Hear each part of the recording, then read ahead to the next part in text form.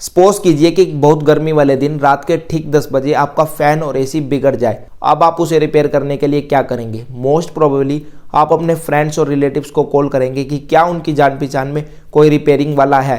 और सपोज कीजिए कि अगर उनके पास भी कोई रिपेयरिंग वाला नहीं है तो अब आप क्या करेंगे? और इमेजिन कीजिए कि ऐसे में प्ले स्टोर के ऊपर एक ऐप है जिसे डाउनलोड करके आप मिनटों के अंदर ही एक इलेक्ट्रीशियन को अपने घर पे बुला सकते हैं।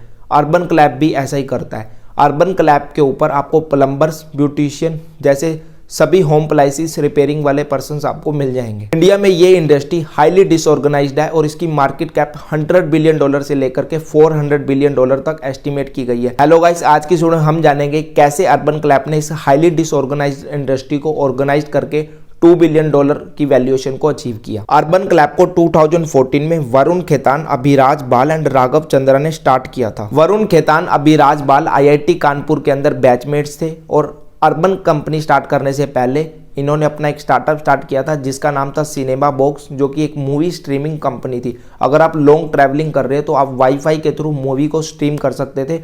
और राघव चंद्रा ने अपना एक स्टार्टअप किया था जो कि था boogie.com, जो कि एक P2P राइड शेयरिंग ऐप था।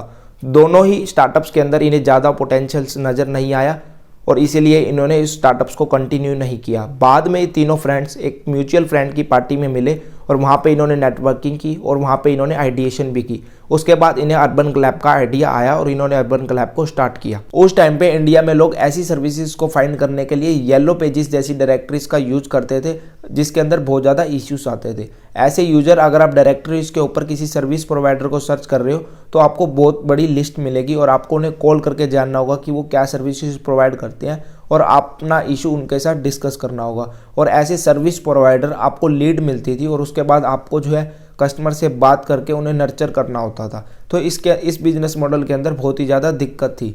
तो इसका सोल्यूशन लेकर के आया अर्बन क्लैप। अर्बन क्लैप का इनिशियल बिजनेस मॉडल ऐसे मार्केट प्लेस था। कोई भी सर्विस प्रोवाइडर इनके ऐप के ऊपर रजिस्टर कर सकता था और कोई भी कस्टमर जिसे इनकी सर्विसेज की रिक्वायरमेंट होती थी वो ऐप पे जाकर के सर्विसेज को बुक कर सकता था। इसके अंदर दोनों ही पार्टी को बेनिफिट था। ऐसे यूजर आपको डायरेक्टली सर्विसेज डिलीवर हो रही हैं। अगर आपको कोई भी इशू आता है तो आप अर्बन क्लैप को कंप्लेन कर सकते हो और वहीं ऐसे सर्विस प्रोवाइडर आपको डायरेक्टली कस्टमर्स मिल रहे हैं, ना कि आपको लीड्स मिल रहे हैं। और पेमेंट्स वगैरह की सारी मैनेजमेंट अर्बन क्लैप की तरफ से होती थी। 2016 के अंदर इनके ऐप के ऊपर 1000 से भी ज़्यादा सर्विस प्रोवाइडर थे और 500 से भी ज़्यादा इन्हें डेली ऑर्डर रिक्वेस्ट आती थी। उसके बाद इन्होंने अपनी सर्विसेज को दो मेजर कैटेगरीज के अंदर डिवाइड किया। नंबर 1 ब्लू कॉलर सर्विसेज, जिसके अंदर home appliance repairing services included थी। नंबर 2 वाइट कॉलर सर्विसेज, जिसके अंदर वेडिंग फोटोग्राफर जैसे प्रोफेशनल्स को इंक्लूड किया गया था। इन्होंने दोनों सेगमेंट के लिए डिफरेंट बिजनेस मॉडल और रिवेन्यू मॉडल को अपनाया है। जैसे कि व्हाइट कॉलर सर्विसेज के लिए इन्होंने कनेक्ट बिजनेस मॉडल को अपनाया है, जिसके अंदर आप सर्विसेज को सर्च करोगे और आपको 4 से 5 रिकमेंडेशन दिखाई देगी और आप अपनी रिक्वायरमेंट के अकॉर्डिंग किसी भी सर्विस प्रोवाइडर को चूज कर सकते हो। इसके अंदर ये कोई फिक्स्ड अमाउंट चार्ज नहीं करते थे। इसके अंदर इनकी फीसिस वेरी करती थी। और ब्लू कॉलर सर्विसेज के अंदर इन्होंने फुल स्टैक बिजनेस मॉडल को अपनाया, यानी कि अगर आपको किसी भी तरह की होम अप्लायंस की सर्विस चाहिए तो आप सीधा रिक्वेस्ट डालोगे और आपके घर सीधा सर्विसमैन को भेज दिया जाएगा। इसके अंदर कोई भी आपको रिकमेंडेशन शो नहीं होगी, यानी कि डायरेक्ट आप ऐप के थ्रू सर्विस बुक कर सकते हो। अर्बन क्लैप ने अपने सर्विसेज प्रोवाइडर को ऐसे माइक्रो एंटरप्रेन्योर ट्रीट किया। जो लोग भी अर्बन क्लैप के लिए क्वालिफाई करते थे, अर्बन क्लैप उन्हें टूल्स, ट्रेनिंग और क्रेडिट जैसी फैसिलिटीज प्रोवाइड करता था। अर्बन क्लैप ने अपने कुछ कंपटीटर्स को भी एक्वायर कर लिया, जिसके अंदर गुड सर्विसेज और हैंडीमेड एसेट्रा थे। और 2019 के अंदर इन्होंने अपने बिजनेस को इंटरनेशनली एक्सपेंड किया, जिसके अंदर इन्होंने अबू धाबी में अपने ऑपरेशंस को स्टार्ट किया। 2019 के अंदर इन्होंने अपने बिजनेस के हर वर्टिकल को एनालाइज किया और इन्होंने ये ऑब्जर्व किया कि जो फुल स्टैक बिजनेस मॉडल है, जिसके अंदर जैसे कि ब्लू कॉलर सर्विसेज इन्होंने लिस्ट की हुई थी, वो वाला मॉडल लोगों को ज़्यादा पसंद आ रहा है, क्योंकि उसके अंदर डायरेक्टली सर्विसेज को बुक कर सकते थे, किसी को भी चूज नहीं करना आपको।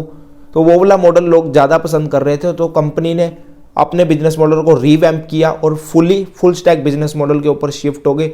और जो उनसी भी सर्विसेज जो है फुल स्टॉक बिजनेस मॉडल के ऊपर नहीं शिफ्ट हो सकती थी, उन सर्विसेज को इन्होंने ऐप से डीलिस्ट कर दिया। जनवरी 2022 के अंदर इन्होंने अपना नेम चेंज कर लिया, क्योंकि इन्हें अपना बिजनेस इंटरनेशनली एक्सपेंड करना था।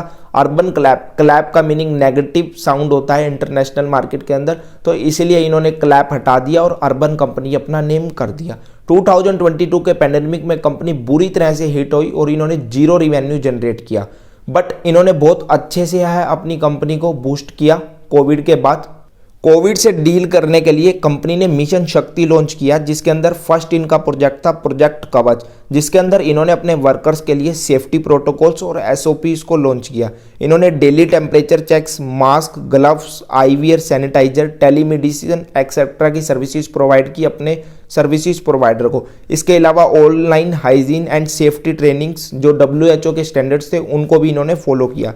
इसके अलावा इन्होंने एक और प्रोजेक्ट लॉन्च किया था जिसका नाम था प्रोजेक्ट विश्वास, जिसके अंदर इन्होंने जो है इंटरेस्ट फ्री बिजनेस एडवांसेस दिए, कोविड रिलीफ फंड निकाला, कोविड-19 हेल्थ इंश्योरेंस निकाले। और इसी की तरह इन्होंने एक और प्रोजेक्ट लॉन्च किया था प्रोजेक्ट जोश, जिसके अंदर इन्होंने अर्बन अकेडमी लॉन्च की, जिसके अंदर ऑनलाइन ट्रेनिंग दी जाती थी एम्प्लॉयज़ को।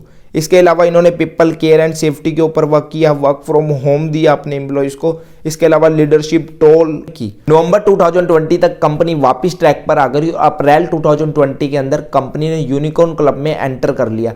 अब कंपनी हर वर्टिकल्स की नीड पे फोकस कर रही है, जैसे कि ब्यूटी इंडस्ट्री के अंदर इन्होंने ब्यूटी रिलेटेड प्रोडक्ट्स को लॉन्च किया। फ्यूचर में यूसी आईपीओ भी प्लान कर रही है, देखते हैं इनका आईपीओ कब लॉन्च होगा। आज की स्टार्टअप स्टोरी के लिए इतना ही, मिलेंगे आपको एक नई स्टार्टअप स्टोरी के साथ।